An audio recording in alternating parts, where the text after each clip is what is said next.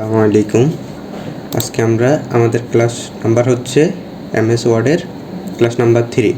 তো আজকে আমরা এমএস ওয়ার্ডের মেনু বারের হোম মেনুর এডিটিং সম্পর্কে জানব। তো এখানে দেখুন ফাইন্ড লেখা আছে। এটার কাজ কি? আমি যখন ফাইন্ডে ক্লিক করলাম তখন আমার ধরেন কোনো একটা লেখা জানার প্রয়োজন হইতেছে, যেমন আমাদের বাংলাদেশ লেখাটা কোন জায়গায় আছে, যেমন BANC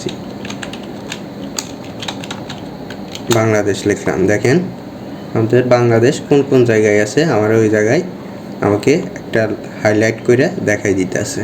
এটা হচ্ছে ফাইন্ডের কাজ। আমরা কোনো কিছু খোঁজার জন্য, ফাইন্ড মানে কি? খোঁজা। কোনো কিছু খোঁজার জন্য আমরা ফাইন্ডে ক্লিক করতে পারি। এটা শর্টকাট হচ্ছে Ctrl+F। Ctrl+F যখন দিব তখন আমার ফাইন্ডটা চালু হবে। যেমন আমি এখানে যদি এখন লিখি অফ কোন জায়গায় আছে, আমার সব জায়গায় দেখা দিবে। বা আমি ধরেন দেখলাম ইজ, মানে আমার ইজ কোন কোন জায়গায় আছে ওই জায়গায় আমাকে দেখাই দিবে। ফাইন্ডের কাজ হলো খোঁজা। আমি যখন ওকে কমান্ড দিব যে আমারে এই জিনিসটা খুঁজে দাও, তখন ও আমাকে এভাবে হাইলাইট করে খুঁজে দিবে। এটা হচ্ছে ফাইন্ডের কাজ। এটা শর্টকাট হচ্ছে Ctrl+F। এখন আমার ধরেন কোনো লেখা, ধরেন বাংলাদেশটা যে যে জায়গায় আছে, আমি ওই জায়গায় ধরেন অন্য একটা দেশের নাম দিতে পারি। যেমন ধরেন বাংলাদেশের জায়গায় আমি নোয়াখালী দেব বা ঢাকা দেব। আমি কিভাবে দিতে পারি, চেঞ্জ করতে পারি। আমি রিপ্লেসে দিব, কন্ট্রোল এখানে রিপ্লেস দিবেন।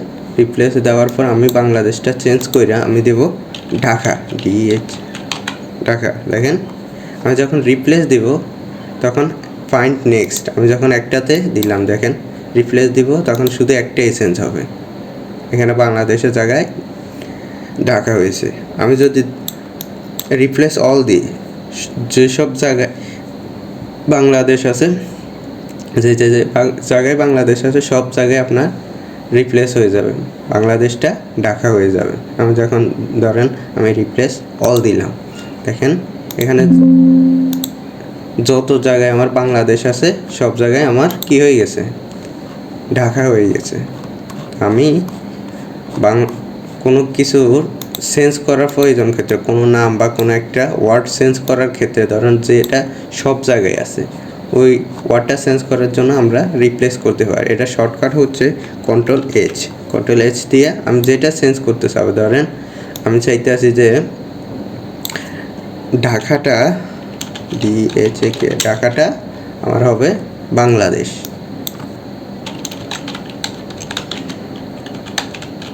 তখন আমি আবার ফাইন্ড শুধু রিপ্লেস, আমার যে জায়গায় সিলেক্ট হয়ে আছে ওই জায়গায় আমার রিপ্লেস হবে। ঢাকা যে জায়গায় সিলেক্ট হয়ে আছে ওই জায়গায় শুধু আমার বাংলাদেশ। আমি যদি শুধু রিপ্লেস দিই, আমি রিপ্লেস অল দিলে আমার পুরো যত জায়গায় আমার ঢাকা আছে সব জায়গায় আমার বাংলাদেশ হয়ে যাবে। এটা হচ্ছে আমাদের রিপ্লেসের কাজ। তারপরে আছে সিলেক্ট। আমি কোনো কিছু সিলেক্ট করতে চাইলে এখান থেকে সিলেক্ট অল দিলে আমার পুরো টেক্সটটা সিলেক্ট হয়ে যাবে। যতটুকুর মধ্যে আমার টেক্সটটা ওয়ার্ডটা আছে পুরো টেক্সট ওয়ার্ডটা সিলেক্ট হয়ে যাবে। আমি চাইলে এটা শর্টকাট Ctrl+A দিয়েও সিলেক্ট করতে পারি। Ctrl+A দিয়ে দিলে আমার পুরো এরিয়াটা সিলেক্ট হয়ে যাবে। এখন আমি চাইলে এটার ফন্ট স্টাইল যেটা চাবো ওটা করতে পারবো। তারপরে আছে আমাদের ইনসার্ট মেনুতে দেখেন এখানে কভার পেজ আছে। যখন আমি ধরেন একটা কভার পেজ প্রয়োজন হইতে পারে আমাদের পেজের, আমি তখন এখান থেকে কভার পেজ নিতে পারি। দেখেন বিভিন্ন ধরনের কভার পেজ আছে, আমি চাইলে এরকম একটা কভার পেজ নিতে পারি। দেখেন আমার শুরুতে একটা কভার পেজ চলে আসছে। চাইলে আমি অন্য কালারের কভার পেজ, বিভিন্ন ধরনের কভার পেজ আছে।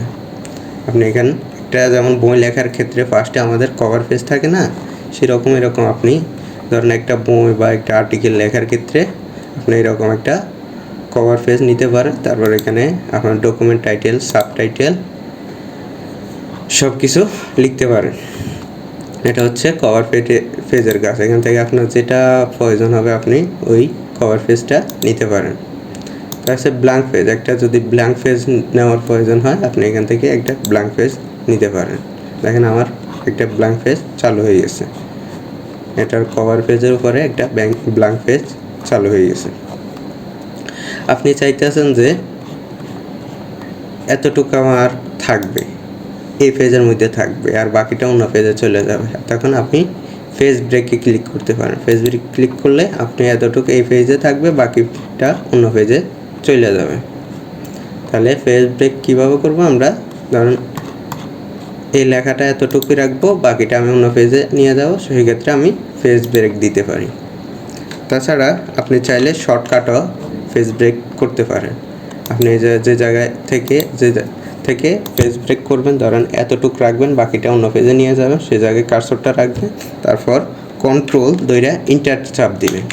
কন্ট্রোল ধরে ইন্টার চাপ দিলে আমার ওটা অন্য পেজে চলে যাবে বাকি লেখাটা।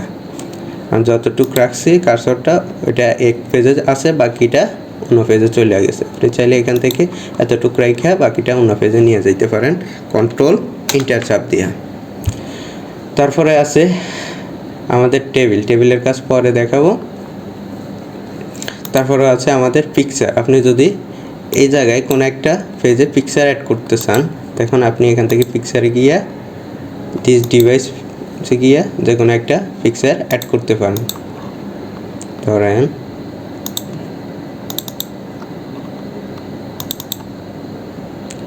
এই পিকচারটা নেবেন, ইনসার্ট দিলাম, দেখেন এই পিকচারটা আমার এই জায়গায় অ্যাড হয়ে গেছে।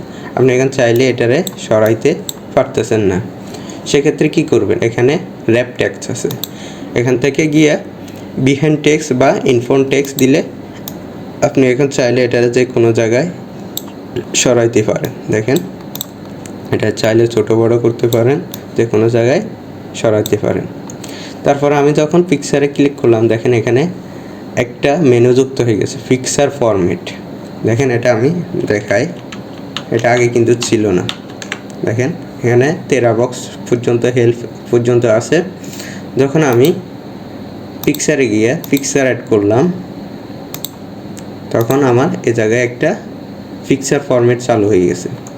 এখানে গিয়ে আমি পিকচারের এই পিকচারটার আমি আবার পিকচার বিহাইন্ড ইনফ্রন্ট টেক্সট করলাম, এখানে নিলাম, এখন পিকচারটা বিভিন্ন শেপ দিতে পারেন। দেখেন এখানে বিভিন্ন ধরনের শেপ আছে, আপনার প্রয়োজন অনুযায়ী আপনি বিভিন্ন ধরনের শেপ দিতে পারেন।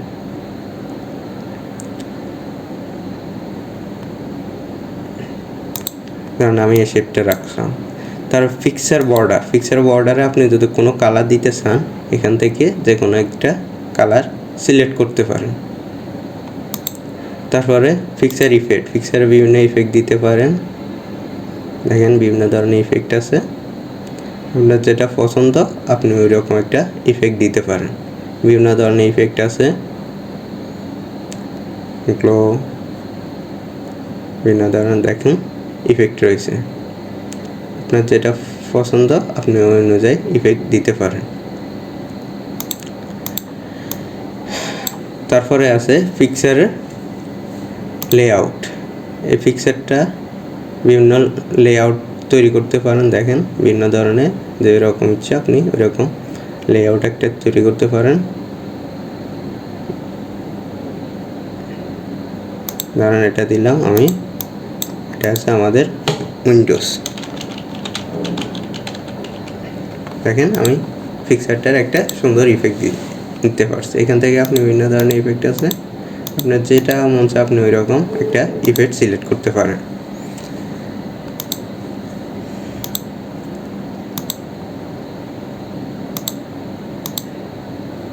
আরও বিভিন্ন ধরনের ইফেক্ট আছে, আপনার যেটা পছন্দ হবে আপনি ওই রকম একটা ইফেক্ট দিতে পারেন।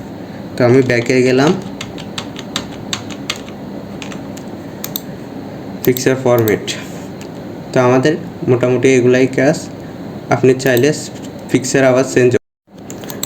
তারপরে আছে আমাদের পজিশান। আমি এই পিকটার কীভাবে রাখবো, এই জায়গায় পজিশানে আমি দিতে পারি। দেখেন যে পজিশানে দিব আমার পিকটা ওই পজিশানে চলে যাবে। মোটামুটি এগুলো এই কাজ। আপনি চাইলে চেঞ্জ ফিক্সার অন্য একটা ফিক্সার দিতে পারেন, এখান থেকে সিলেক্ট করে ফিক্সার চেঞ্জ করতে পারেন। এখানে আছে চেঞ্জ রিসেট ফিক্সার, আগের ফিক্সারে আগের স্টাইলে আসতে চাইলে এরকম দিতে পারেন।